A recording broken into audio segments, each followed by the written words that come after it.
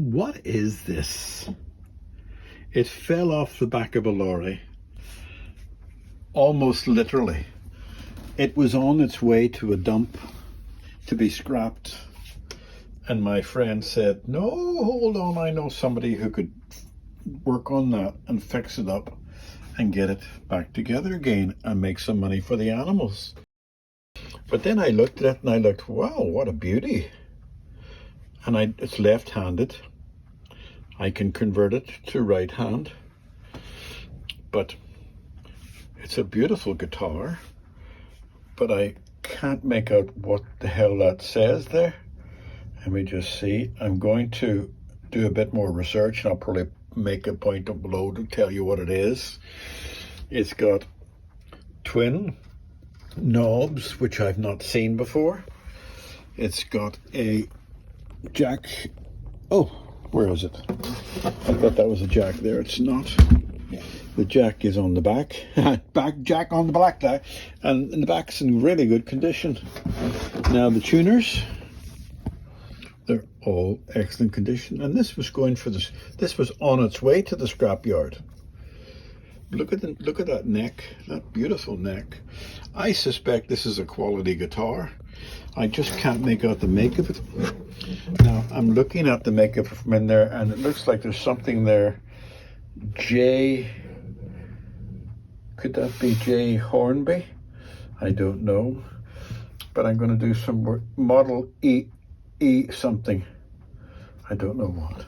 But ain't that a lovely guitar to be chucking in the bin? Okay, let's find out what it is. Well, this Encore EN2 JHS manufactured model was made in Italy, and it is my belief this was made for a 12-string guitar. The body is very, very strong, the neck's very, very strong, but they also made 6 strings. So I'm going to make an executive decision and not convert this to a right-hand drive, and I'm going to get it working again.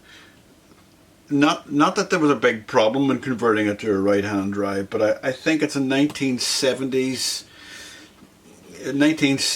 guitar made in Italy. It's a very good quality guitar, as I've always said.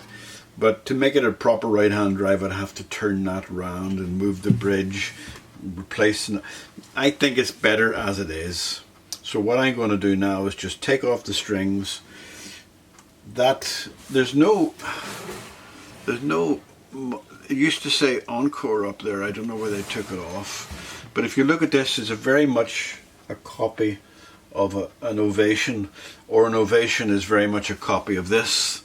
This is the time when Encore made really good guitars. They make not bad guitars now, but these guitars were much better. Now, I'm going to take the strings off. I'm going to do all the checking that I need to do. The strings are all loosened because I didn't want to put any pressure in the neck, because this is the guitar that was going to the dump, and I haven't done the checks on it, like neck and stuff like that yet, so maybe there was a reason it was going to the dump, but I doubt it. I think it was just somebody who didn't know what to do with it.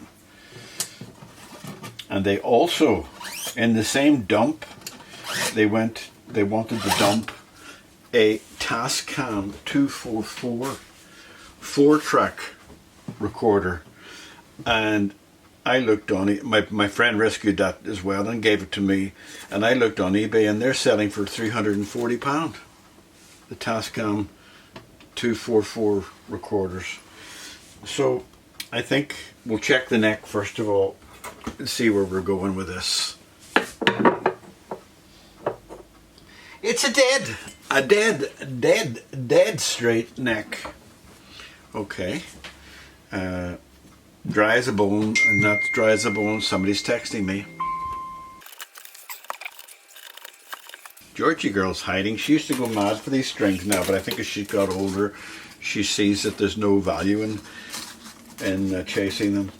I also now know that I bought her a laser pen, a really good laser pen, and she goes absolutely daft for that. That's not a little skinny thing, that's a plastic perspex one. I think it's time we looked inside the body, don't you? I'm going to switch the camera up above off. The piezo is not on the strings. The strings got a nice firm piece of wood, but it's on the back of the guitar. Let me look at that again. Where are you? Have I lost you? There it is there. Is it? That's not the piezo. My mistake. Sorry.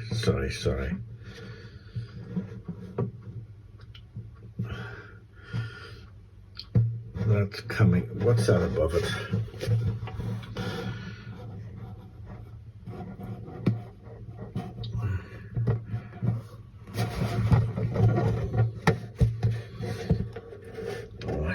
Okay, they're both going in there.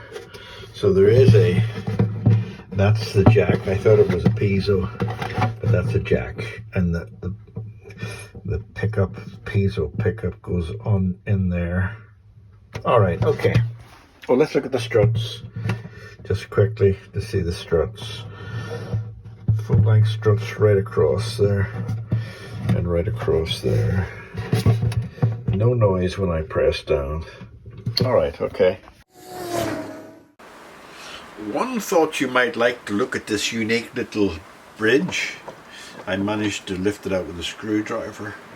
It's all built in, it's all part of the same, the pickup's there. So piezo is a pickup there, it stretches across, and then these little metal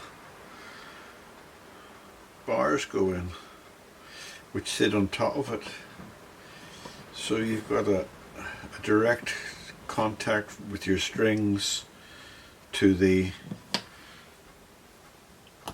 and they're actually shaped, I just seen that, they're shaped in a round fashion, so they go in a round circular motion, so each one is specifically placed.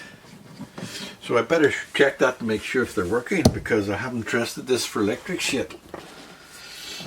Pull back, plug in.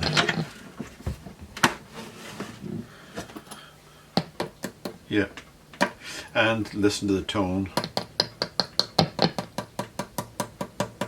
That's the volume. Right. Oh, that's the tone. So the tone is working. Tone is in the outside, volume's in the outside. So that's working. So, all right, let's pause and get settled up and look at another thing. Right, let's check the frets for leveling, and I'll speed through this and I'll only stop if I find some on level frets. Oh, didn't have to stop. That one needs to be done.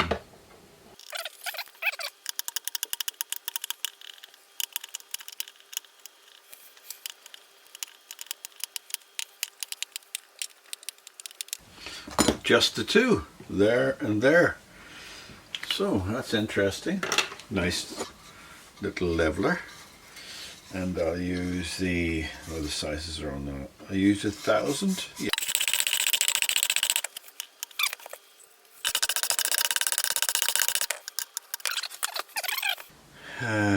We're going to give it some sanding paper. Let's use 600 first of all, just to get it clean.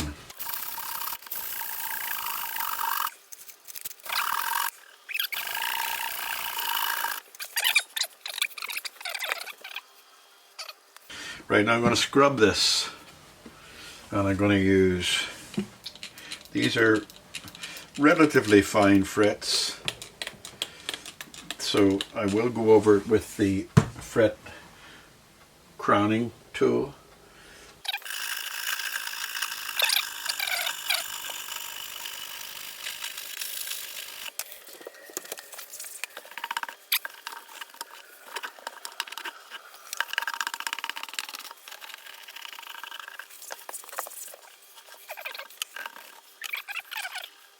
Yeah, they're pretty good.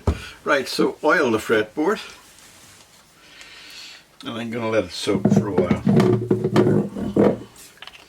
Again, I say, I think I have to say it in every video, if you're going to use your hands to oil the fretboard, make sure that the stuff you're using is 99.9% mineral oil, because some of the crap can have a lot of chemicals in it, and if it's just mineral oil it won't do any harm, but if it's got all sorts of crappy chemicals in it, you just don't know what it'll do. So there you go. Doesn't that, if that, I'm letting that soak on, but it looks lovely, doesn't it? It does. Delicious. Wish that would push in a bit more, but I don't want to push it in more just in case, because it's, anyway, it's there, and we're happy. Again, my recommended one is Dunlop 65,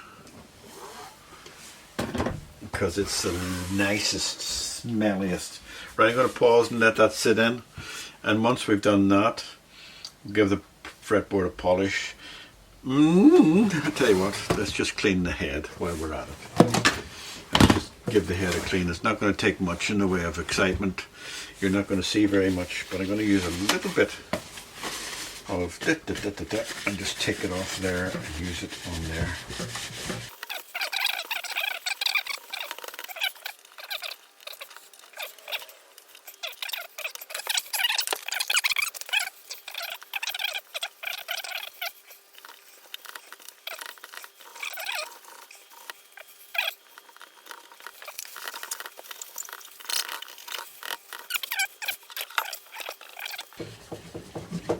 But there's not much to do. It's pretty clean. This guitar hasn't been used that much. There's no wear on the frets whatsoever.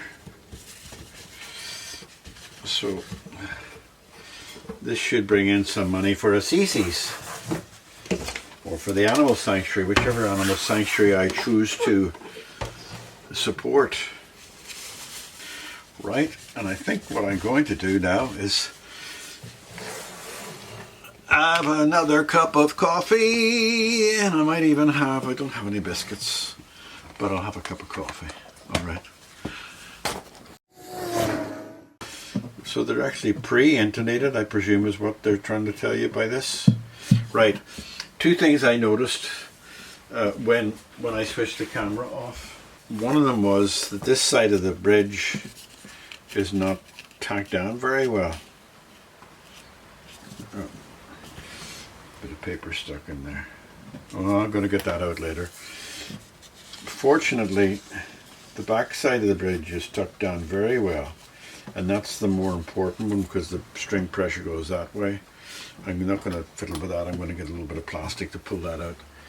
So the other thing I noticed is this is as dry as a bone, so I'm going to soak this in some lemon oil. But what I'm going to do, because I got paper stuck in there, I don't want it left in there, I'm going to get that out and come back to you in 2 seconds. Okay, so again, just going to smother this a little bit here and here and here.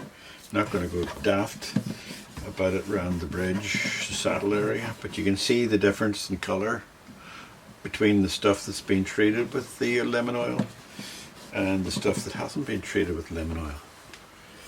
So let me just, and use a brush to get it in there. Now what does lemon oil do for you? Have you ever asked that question? Well, it's pretty straightforward what it does. Because if you left a piece of wood out in the sun, you'd see what happened to the wood that dries up. And it goes all cracked and misformed and misshaped. So lemon oil gives the wood back some of that natural moisture inside the wood. But if that's been left 20 years without any lemon oil, then you're going to, the other underside is going to be all dry, and this is going to get oiled.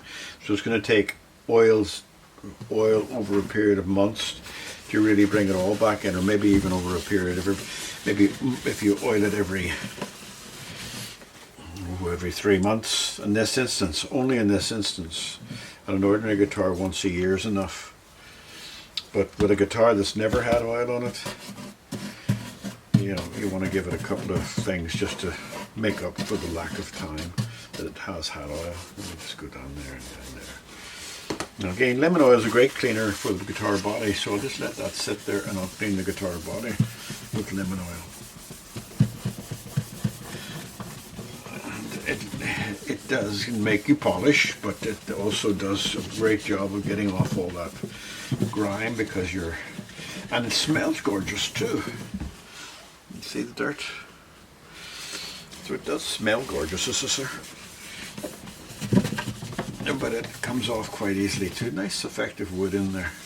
This is a nice guitar. I like this guitar. If it was right-handed, I would be tempted to keep it for my own guitar, but it's left-handed. I don't know how I'm going to play you a tune on it when I've finished, but I'll find something, even if it's Mary Had a Little Left-Handed Lamb. Right, there you go.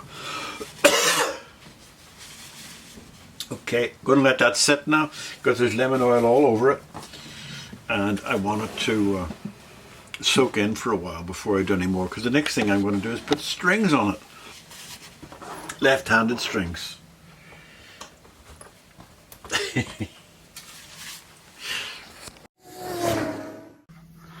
Well, ain't this a little beauty?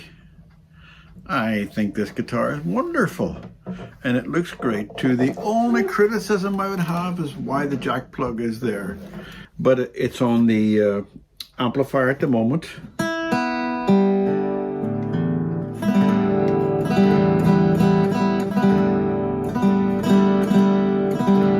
And it's all working well.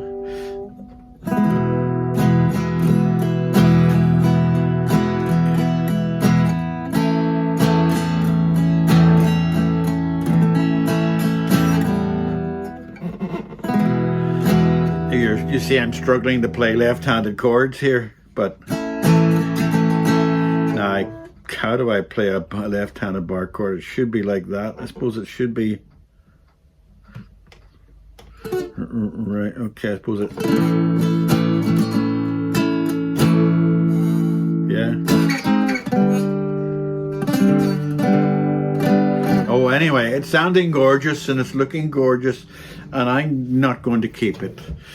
Pity about that sticker in the middle, but if I was thinking of taking it off and making it black. The problem is that for some reason the Encore sticker's gone off the top. So if it had had Encore there, I would have removed that sticker. I was actually thinking of printing another sticker on it, but that might look cheap and cheating. So I left the the sticker on. But I like this guitar. I think I should get 100 quid for this for a CC. So I'm going to sell it as a left-handed guitar, or give it to a CC and they can sell it themselves, and I'll recommend a price of £100. But that's about it. That's all I can. Oh, look, I could do that.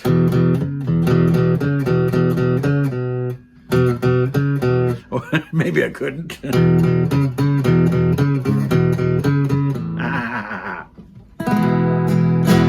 Anyway, there she goes. She's going to wherever her new home is. But it's a beauty of a guitar. It was going to go into the skip. Not anymore. Look at that. Gorgeous. Love it. Love it. All right. Bye-bye. Bye-bye. Bye-bye.